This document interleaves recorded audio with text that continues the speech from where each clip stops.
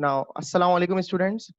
Today we were discussing some more questions from the past paper related to the topic work, energy, and power.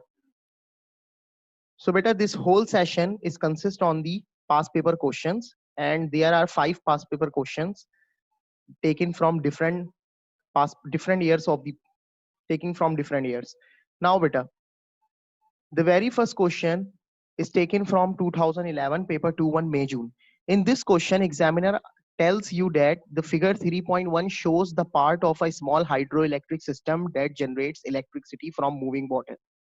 And in part A, examiner tells you that every minute, water with the kinetic energy of 14,000 emerges out, comes out of the pipe and strike the turbine's blade. And when the water having kinetic energy 14,000 joule strikes the turbine blade, then the turbine start to rotate and the generator is connected by the help of the shaft with the turbine, and the generator start to convert the rotation of the turbine into electrical energy.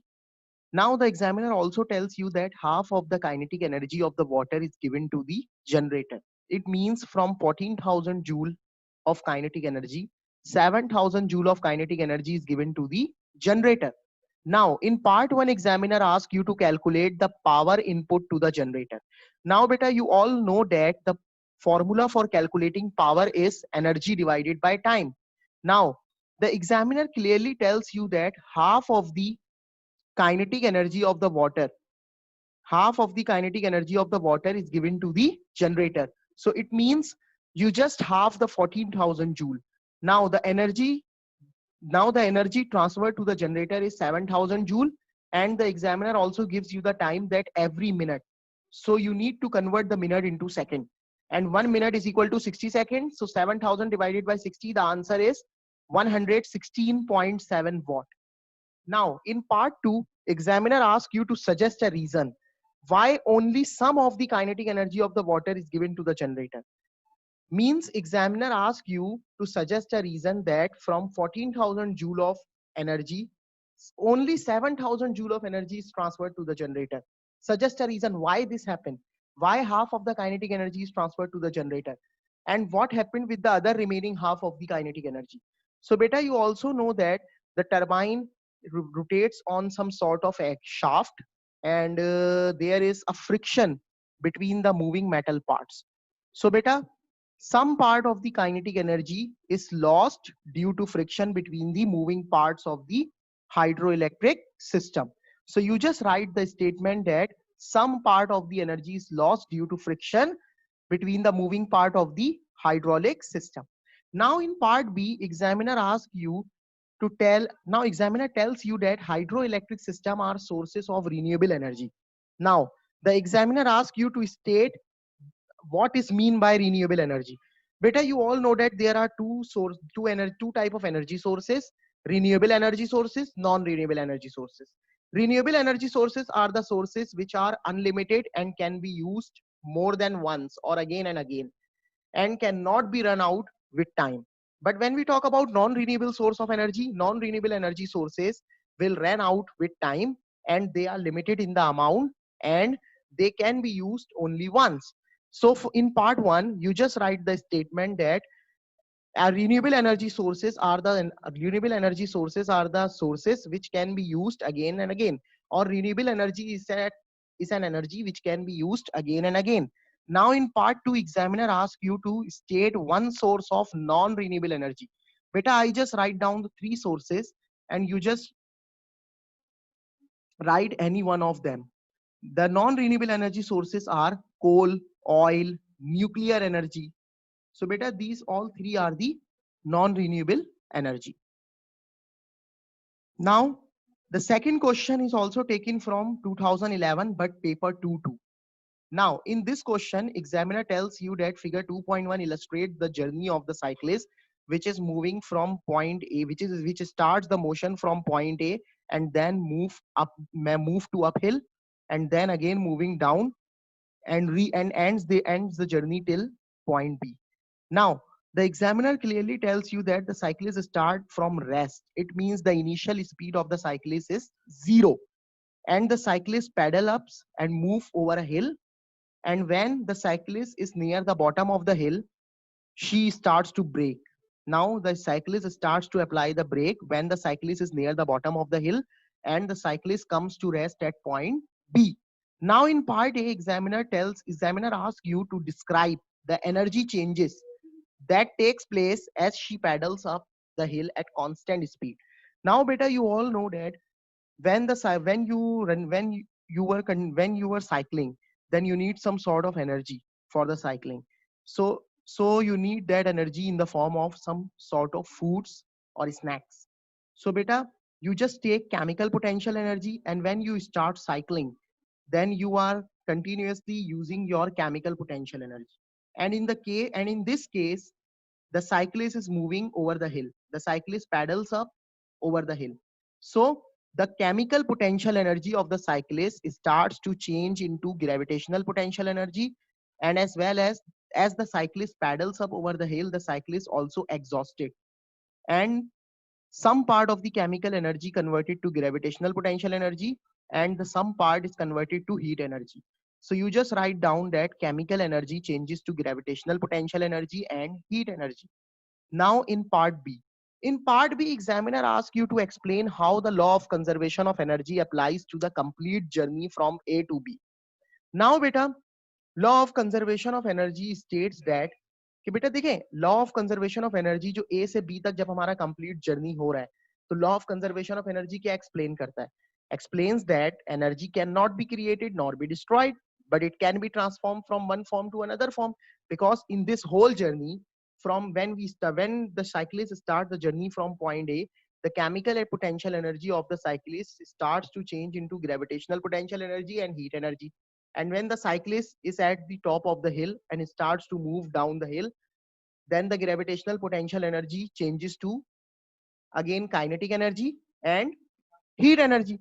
So beta, you all know that energy is transformed from one form to another form, but the total energy of the system always remains constant. In part C, the examiner tells you that at one point in the journey, the gravitational potential energy of the cyclist has increased by 5,400 joules, and the mass of the cyclist is 60 kg, and the gravitational field strength is 10 Newton per kg. Now the examiner ask you to calculate the height above A of the cyclist at this point. So beta, the gravitational potential energy is given to you. So you all use the formula for gravitational potential energy, which is mgh. And the examiner asks you to calculate the height. So you just make h the subject. So the formula will be gravitational potential energy divided by mass multiplied by gravity, gravitational field strength. So you just put 5,400 at the place of the GPE, gravitational potential energy. At the place of mass, you put 60, and at the place of gravitational field strength, you put 10. And after solving it, you will get an answer which is 9 meter. So 9 meter is the height above point A. Now, beta, the next question is taken from 2011 paper 2-1 May June. In this question, examiner tells you that figure 2.1 shows a windsurfer sails and boat. यानी कह लो कि वो sailing कर रहा है, सही है, on board. The total mass of the windsurfer sail and boat is 90 kg. The total mass is given to you, and the windsurfer is traveling at constant speed of 5.0 meter per second. Now in part A, the examiner tells you to calculate the total kinetic energy of the windsurfer, sail and boat. यानी windsurfer की total kinetic energy calculate करनी है. So for calculating kinetic energy, we all know the formula, which is half multiplied by mass multiplied by square of the velocity. So you just put 90 at the place of the mass, and at the place of the speed, you just put 5.0. And after solving it, you will get an answer which is 1,125 joules. So 1,125 joules is the total kinetic energy of the wind surfer. Now, beta, in part B, the examiner tells you that wind exerts a forward force on the sail. So in part 1, examiner asks you to explain in terms of forces acting why the boat travels at the constant speed. So beta, when the body is moving at a constant speed, it means that all the force acting on the body becomes or equal to each other. And when all the forces acting on the body, on any body, becomes equal to each other, then it means resultant force or acting on the body becomes zero. So in this case, you just write forward force, because In the case of windsurfer, there are only two forces. One is forward force and the other is drag or air resistance or friction force. So beta, when the boat travels at a constant speed, it means forward force and backward force balances each other, and the net resultant force becomes zero. In part 2, examiner tells you that wind does work on the same. Explain in terms of conservation of energy why the total energy does not increase. So beta, total kinetic energy does not increase because some part of the energy is used to do work against air friction or backward force. Beta, as the speed of the windsurfer increases, the air resistance acting on the windsurfer also increases. And that acting air resistance tends to slow down the motion of the windsurfer. But the windsurfer wants to increase his motion. So he apply more energy. So it means the total kinetic energy does not increase because when the windsurfer starts to increase the applied energy, increase the energy, then some part of that energy will be used to do work against the friction or backward force or air resistance. क्योंकि कुछ हिस्सा जो होगा ना energy का, वो air resistance के against work करने में क्या हो जाएगा बच्चों, यूज हो जाएगा. Now beta, this question is taken from 2013 paper 2-1, and in this question the examiner tells you that figure 9.1 shows a conveyor belt carrying suitcases into an aeroplane.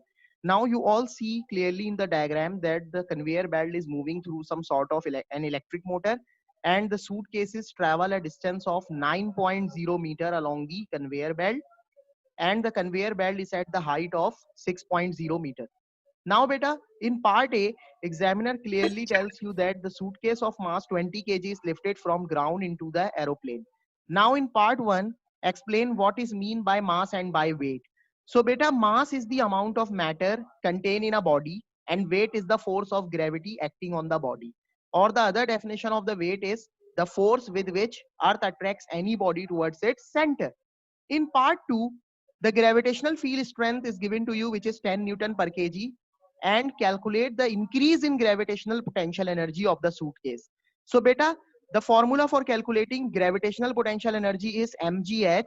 Now you just put 20 at the place of m, 10 at the place of g, and at the place of height you put 6.0 meter.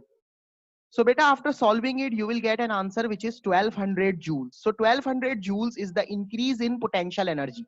In part 3, the suitcase takes 12 seconds to travel 9.0 meter along the conveyor belt. So beta, along the conveyor belt, the distance is 9.0 meter, and the suitcase takes 12 seconds to travel that 9.0 meter distance. So beta, examiner asks you to calculate the kinetic energy of the suitcase. So the formula for calculating kinetic energy is half mv square. So beta, the value of the speed is unknown to us. So how can we find out the value of the speed? We all know that speed is equal to distance divided by time. And the distance of the conveyor belt with time is given to us in the question. So beta, at the place of v, we place the formula for the speed, which is distance divided by time. So मैंने यहाँ पे directly values को put किया है, तो आप clearly देख सकते हैं कि half multiply by 20 is the mass, and for speed at the place of distance we put 9, and at the place of time we put 12, and square कर दिया हमने इसका. And after solving it, we will get the answer which is 5.6 joules. So 5.6 joules is the kinetic energy of the suitcase. In part 4, the electric motor is powered by an input voltage of 230 volt and a current of 1.5 ampere. Calculate the electrical energy input to the motor in 12 seconds. So beta, the formula for calculating energy is power multiplied by time, and voltage and current is given to you. So at the place of power, you put another formula for power, which is voltage multiplied by current. So the formula for electrical energy will be voltage multiplied by current multiplied by time. So you just place the values for voltage, current, and time, and after solving it, you will get an answer which is 4140 joules. Now, in part 5, state the principle of conservation of energy. So beta, you all know that the principle of conservation of energy is energy cannot be created or destroyed, but it can be transformed from one form to another, and the total energy of the system always remains constant. Now beta, in part 2, explain how this principle applies to the lifting of the suitcases into an aeroplane. So beta, you all know that the motor is continuously moving the conveyor belt, and motor is using electrical energy to move the conveyor belt, and the conveyor belt is lifting the suitcases into the aeroplane. So what sort of energy change take place? Electrical energy changes into gravitational potential energy and heat energy, because the conveyor belt is continuously moving, and there is some sort of friction between the moving parts of the conveyor belt, so the conveyor belt heats up. So beta, electrical energy of the motor changes to gravitational potential energy and heat energy. In part B, some of the electrical energy for the motor comes from renewable energy sources. Explain what is mean by a non-renewable energy source. Sorry beta, what is mean by a renewable energy source? So beta, renewable energy sources are the sources which are unlimited and can be used again and again. वो energy sources जो हम बार बार इस्तेमाल कर सकते हैं, जिन्हें हम कह लें कि जो खत्म नहीं होते, वो सोर्सेज रिन्यूएबल एनर्जी सोर्सेज कहलाते हैं. सही है, जिन्हें हम अगेन एंड अगेन यूज करते रहते हैं. Now beta, part 2, state 2 renewable energy sources. So beta, the one renewable energy source is solar, and the second is wind power, third is tidal, fourth hydroelectric. इसी तरह आपके पास जो है कह लें कि वेव पावर. तो ये सारी आपके पास renewable energy sources. Now beta, the next question is taken from paper 2000 year 2002 paper 2. In this question, energy can be changed from one form into another. Solar energy is released from energy in the nuclei of atoms in the sun. Some of this energy is converted into wind energy on the earth. Describe in detail the energy changes and processes that occur as the energy in the nuclei of atom in the sun is changed to wind energy on the earth. यानी आप ये बताएं कि सन के atom, सन के nucleus के अंदर जो चेंजेस आ रहे हैं, उसकी वजह से जो एनर्जी प्रोड्यूस हो रही है वो किस तरह जो है अर्थ पर विंड एनर्जी में कन्वर्ट हो रही है. आपको ये पूरा प्रोसेस डिटेल में डिस्क्राइब करना है फॉर 5 मार्क्स. सो बेटा, अगर हम सन की बात करें तो पता है सन पे क्या होता है. In the core of the sun, 2 hydrogen nuclei comes and fuse together to create a heavy helium nuclei and also emit a lot of energy, and that energy is uncontrollable. That's why the sun is continuously burning, and the energy is emitted in the form of infrared radiation which travels through the vacuum and comes towards the earth. So बेटा, होता क्या है कि जब energy infrared radiation की form में अर्थ तक आ गई, सो अर्थ के एरियाज में क्या मौजूद है? हवा मौजूद है. तो एयर क्या करती है? उस एनर्जी को एब्जॉर्ब करती है, जिसकी वजह से एयर के पार्टिकल्स के अंदर डेंसिटी चेंज आता है और कन्वेक्शन करंट क्रिएट होता है. और जैसे ही कन्वेक्शन करंट क्रिएट होता है, तो ये जो कन्वेक्शन करंट क्रिएट होता है because of the infrared radiations coming from the sun. So this convection current क्या करता है? ये कन्वेक्शन करंट विंड एनर्जी जो है ना अर्थ पर, उसको कॉज करता है.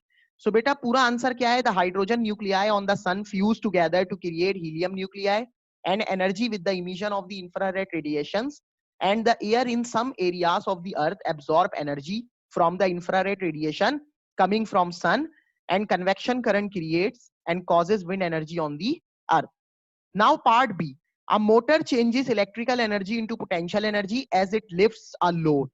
A student measures the efficiency of this change using the apparatus shown in figure 9.1. Figure 9.1 clearly shows the apparatus. A motor is lifting the load and the distance moved by the load is shown in the figure. Now beta, in the table, values are given to you. The load lifted, the value for the load is 8.0. The distance moved by the load is 2.0. Time taken is 8.2. Potential difference across motor is 6.0 and current in the motor is 3.4. Now, calculate the work done in lifting the load. So beta, for calculating the work done, we all know the formula, which is force multiplied by distance, and the value for the force or load is 8.0 and the distance moved by the load is 2.0. So after multiplying it, we will get an answer which is 16.0 joule. In part 2, the electrical energy supplied to the motor And the formula for calculating electrical energy is power multiplied by time, and at the place of power we put voltage multiplied by current. So the formula is voltage multiplied by current multiplied by time. So beta, at the place of voltage you put 6.0, at the place of current you put 3.4, and at the place of time you put 8.2. And after solving it you will get an answer which is 167.28 joules. Now in part 3, calculate the efficiency of the motor. So beta, when we talk about the efficiency, the formula for the efficiency is useful output divided by total input. And in this case, the output is the work done. So the value for the work done is 16.0, and the input is the electrical energy supplied to the motor, and the value for the input energy is 167.28. So when you divide 16 by 167.28 and then multiply the value by 100, you will get an answer which is 9.52, and after round off the value you will get the answer which is 9.6%. In part 2, after the reading have been taken, the string breaks, यानी string break कर गया बेटा. तो अब आप सबको पता है जब string break कर जाएगा then the load starts to falls. Now the examiner asks you to state the major energy changes that occur as the load falls. यानी जब लोड गिर रहा है तो क्या मेजर एनर्जी चेंज आ रहे हैं. आप खुद देखें कि लोड जो है वो एक सर्टेन हाइट पर है, इसका मतलब उसमें ग्रेविटेशनल पोटेंशियल एनर्जी मैक्सिमम होगी. जब स्ट्रिंग ब्रेक कर जाएगा और लोड नीचे गिरना शुरू करेगा बेटा, तो होगा क्या बच्चों, जो आपकी ग्रेविटेशनल पोटेंशियल एनर्जी है वो चेंज होना शुरू होगी टू काइनेटिक एनर्जी, और साथ ही साथ हीट एनर्जी प्रोड्यूस होगी because of the air contact, because of the air comes in contact with the load, और साथ ही साथ जब लोड गिरेगा तो साउंड एनर्जी भी प्रोड्यूस होगी. तो आपके पास ग्रेविटेशनल पोटेंशियल एनर्जी 3 एनर्जीज में कन्वर्ट होगी: kinetic energy, heat energy and sound energy. Now बेटा, this is all for today's lecture, and inshallah in the coming lecture I will discuss some more questions taken from the past paper related to the topic work, power, energy. And thank you once again for listening my lecture, and assalamu alaikum.